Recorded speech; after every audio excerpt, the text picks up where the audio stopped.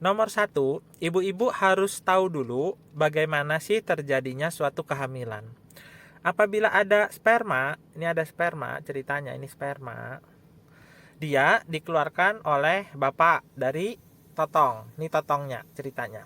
Nah, dikeluarkan dari totong, yang terjadi adalah sperma ini masuk ke dalam vagina bersama cairan ejakulasi. Spermanya ini ada banyak, tergantung dari siapa yang menang, siapa yang berenang paling lurus, paling cepat, paling pintar. Akhirnya sperma yang terpilih itu akan masuk ke dalam rahim. Setelah di dalam rahim, dia bisa lewat ke arah kiri atau kanan, tergantung nasib. Nah, setelah itu sperma ini akan masuk lewat namanya saluran telur menuju ke indung telur saat dia sedang bertelur. Jadi saat dia sedang bertelur, si indung telur ini dia nempel sama salurannya. Makanya kalaupun ada sperma yang ke sini, tetapi misalnya yang ke sini nih ada sperma yang ke sini, tetapi yang sedang bertelur bulan itu adalah indung telur yang ini, maka penempelan di sebelah sini biasanya nggak terjadi, nggak ketemu. Maka yang ditakdirkan adalah yang takdirnya sedang baik, yaitu sel sperma yang menang dan dia menuju ke indung telur yang sedang ovulasi. Akhirnya sel sperma dan si sel telur yang dikeluarkan dari indung telur ketemu di sini. Nah, setelah ketemu mereka jadi bakal bayi. Nih bakal bayi ceritanya. Maka setelah jadi bakal bayi ini akan balik lagi untuk nempel kembali ke dalam rahim. Akan tumbuh di dalam rahim, makin lama makin besar, makin lama makin besar. Indung telur ini misalnya saya gedekan nih, indung telur ini saya gedekan gambarnya. Jadi di sini, ini indung telur. Nah, indung telur ini isinya sel-sel telur. Sama seperti sperma, ada sel telur yang setiap bulan terpilih. Jadi dari banyaknya jutaan sel telur yang ada di indung telur, itu enggak semuanya yang jadi. Satu bulan kepilih satu sel telur. Nih misalnya, satu sel telur. Nah, satu sel telur ini dia dibesarkan. Tuh, dibesarkan. Setiap bulan ada satu yang terpilih, dia dibesarkan. Nah, ingat-ingat. Sewaktu dia dibesarkan ini, dia menghasilkan hormon untuk menebalkan dinding rahim, tuh ditebalkan. Jadi dinding rahim itu jadinya seperti ada sawah. Ada sawah, sehingga buat apa? Ini adalah caranya Gusti Allah menyiapkan. Kan nanti akan ada sel telur yang pecah. Kalau ketemu sama sperma, dia kan jadi bayi. Nah, bayi itu harus tumbuh di tempat yang subur, yang empuk, di tempat yang baik, di tempat yang banyak makanannya. Itu namanya adalah selaput rahim. Jadi, saya ulangin. Selagi satu sel telur itu matang, maka dihasilkan hormon untuk menebalkan dinding rahim. Nah, suatu saat sel telur ini akan makin besar tuh, melenting. Akhirnya pecah. Keluarlah namanya ovulasi. Nah, ini yang terjadi tadi, yang terjadi di sini. Yang terjadi di mana indung telur menelurkan sel telur. Nah, syukur-syukur ketemu sama sperma. Setelah terjadi proses ovulasi, maka cangkang tadi yang bekas pecah sel telurnya, dia akan hancur lagi. Saat dia hancur ini, cangkang yang rusak ini kan mengeluarkan hormon untuk apabila tidak terjadi kehamilan. Ingat itu.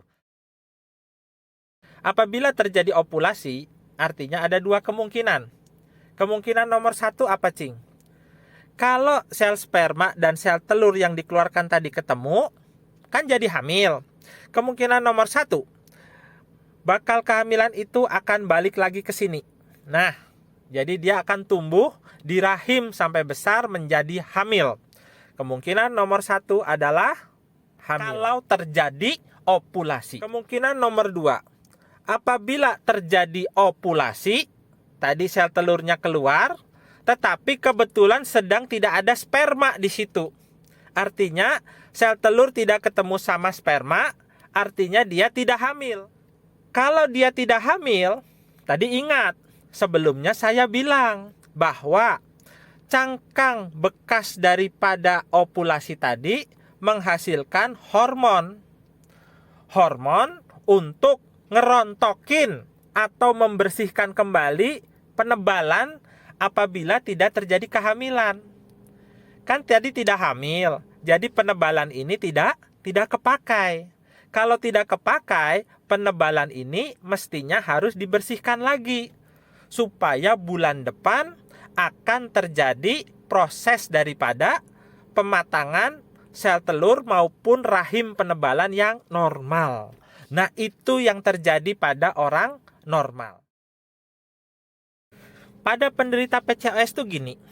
Ini misalnya ada sel telur. Ada satu sel telur yang dimatangkan, dia makin lama makin besar, dia makin lama makin matang, dia makin lama makin gede. Ingat, pada saat dia dimatangkan ini, maka menghasilkan hormon untuk menebalkan dinding rahim. Jadi ingat, penebalan dinding rahimnya apakah terjadi pada orang PCOS? Terjadi, karena ada proses pematangan. Disinilah gangguannya. Ternyata sel telur yang matang ini, dia tidak bisa ovulasi. Jadi dia melenting tapi nggak pecah. Melenting tapi tidak pecah. Jadi pada PCOS masalahnya adalah tidak ovulasi. Ingat itu. Sering tidak ovulasi. Pak dokter, kalau pada PCOS tidak ovulasi, artinya tidak ada sel telur yang keluar di sini. Ingat nggak sebelumnya saya bilang, kalau ada ovulasi, ada dua kemungkinan. Kemungkinan nomor satu, terjadi hamil. Ketemu di sini kalau lagi ada sperma. Kalau tidak ada sperma, mestinya ini akan rontok karena ada hormon yang dikeluarkan cangkang bekas ovulasi. Nah, sekarang pada PCOS, ovulasi ini kan tidak ada ya. Ovulasi ini kan tidak ada. Berarti ada dua hal yang jadinya tidak ada. Nomor satu, tidak ada sel telur yang keluar. Benar ya? Nomor dua, kan tadinya di sini kalau ada sel telur yang keluar ada cangkang nih bekasnya. Ini juga tidak ada cangkangnya karena tidak ada yang pecah. Akhirnya apa? Efeknya ada dua. Nomor satu, ya dia jadi susah hamil. Kenapa susah hamil? Karena sel telurnya tidak keluar. Nomor dua, tidak ada cangkangnya, maka tidak ada hormon yang suka membersihkan rahim kalau tidak hamil. Akibatnya dia tidak menstruasi.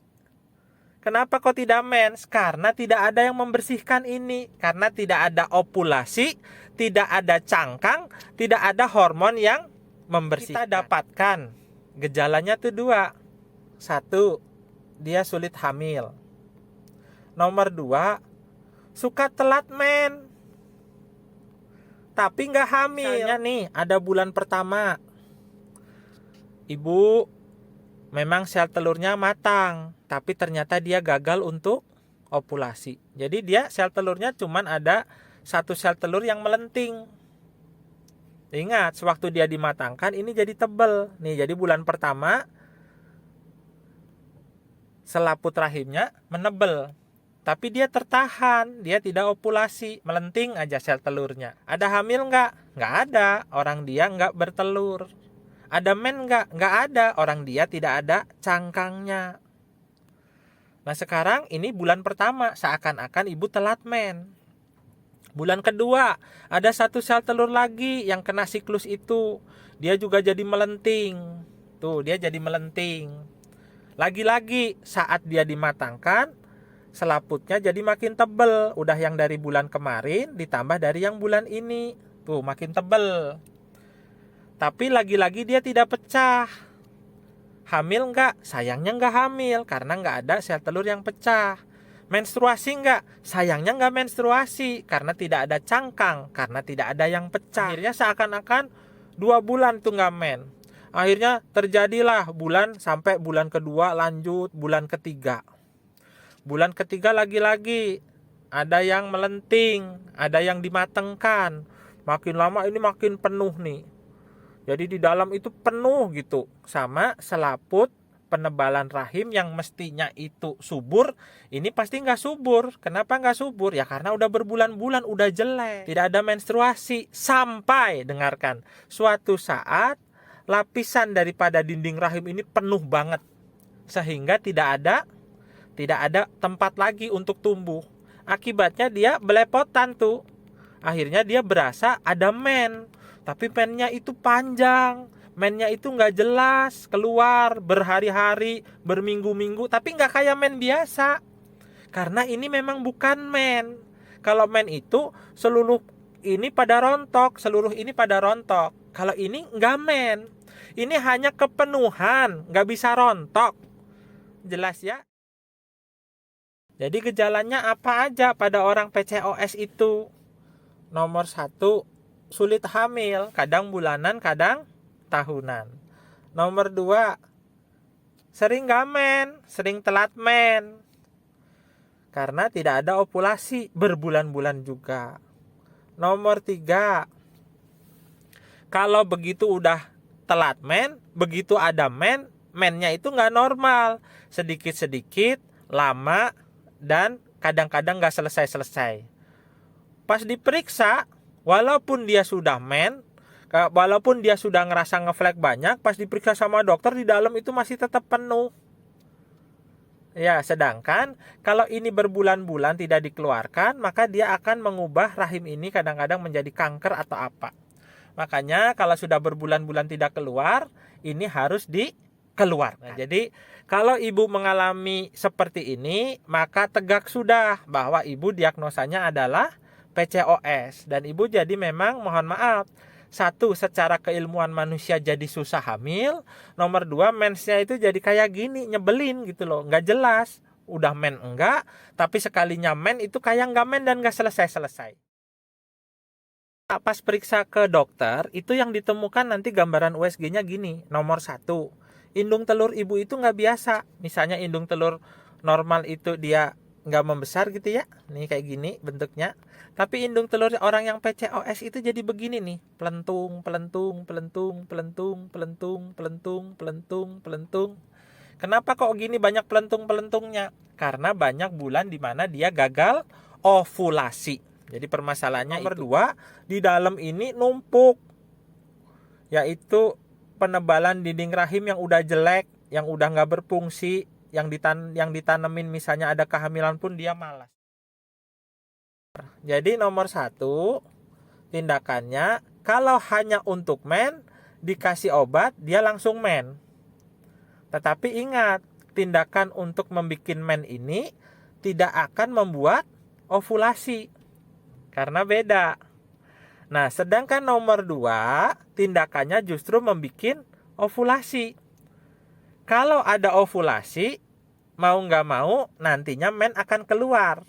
Masuk akal ya? Pilihan dalam penata laksanaan PCOS ini ada yang nomor 1, yang jangka pendek, yaitu ngeluarin ini. Ini biasanya kita kasih untuk siapa? Untuk yang masih pada muda atau nona 2-3 bulan sering nggak men. Nah ini kan dia perlu ovulasi nggak? Ya nggak perlu juga. Karena kan dia belum kawin. Ya, belum kawin, belum nikah maksudnya. Jadi nggak perlu hamil. Tapi ada yang nomor 2. Kita bikin dia untuk ovulasi. Sebab kalau dia ovulasi, mau nggak mau kemungkinannya 2. Kalau nggak hamil, mensnya jadi teratur. Ini biasanya kita lakukan pada yang sudah nikah. Karena yang sudah nikah ini perlu keturunan. Dokter, kenapa kok nggak yang nona dikasih aja supaya dia ovulasi sekalian? Bisa-bisa saja kalau pas lagi gampang dikasih penanganan supaya dia ovulasi. Yang jadi masalah, pembuatan ovulasi ini, obat-obatannya itu tarafnya lebih berat. Istilahnya kalau kita bilang obat-obatan hormon. Dan hormonnya bukan sekedar hormon untuk bikin menstruasi. Ini lebih berat yang membuat ovulasi. Makanya kalau anak masih muda, anak masih gadis, nggak men gitu, terus dikasih obat-obatan pemacu ovulasi ini kadang-kadang berlebihan. Karena obat pemicu ovulasi itu dari yang ringan sampai yang berat, ada yang sedikit, ada yang sampai berhari-hari sampai berbulan-bulan. Makanya kalau pada yang masih muda, kita cukup bikin dia untuk menstruasi. Ini obatnya kan cuma 1-2 macam, udah selesai.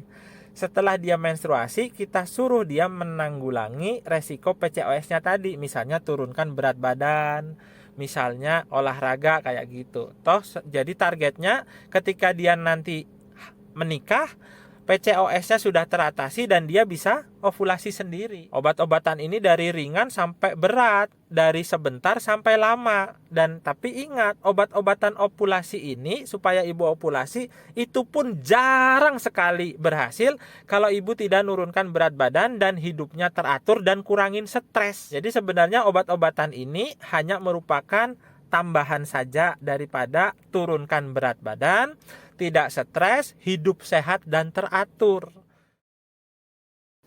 Nah, kira-kira begitu ya, kira-kira begitu. Moga-moga ini jadi modal kalau ibu nanti sama suami mau berobat ke dokter kandungan, udah tahu ceritanya itu kurang lebih gimana. Udah bisa tahu nih kita mau diarahin kemana, parameternya apa, nanti yang dinilai kemajuannya apa, gitu ya. Saya cuma bisa bantu doakan ibu sama bapak, moga-moga perjalanannya itu berhasil. Kalau memang ini bermanfaat, minta tolong disebarkan kepada pejuang-pejuang yang lain yang sedang berusaha, moga-moga berhasil. Kalau untuk saya mah minta tolong itu kalau ada waktu di subscribe gitu ya, tekan tombol belnya, jadi kalau saya bikin sesuatu hal yang baru lagi, manfaatnya buat ibu tahu. Nah itu kan ngorat-ngorat gitu seharian kan juga bikin puyeng bu, gitu ya. Terima kasih atas perhatiannya. Wassalamualaikum warahmatullahi wabarakatuh.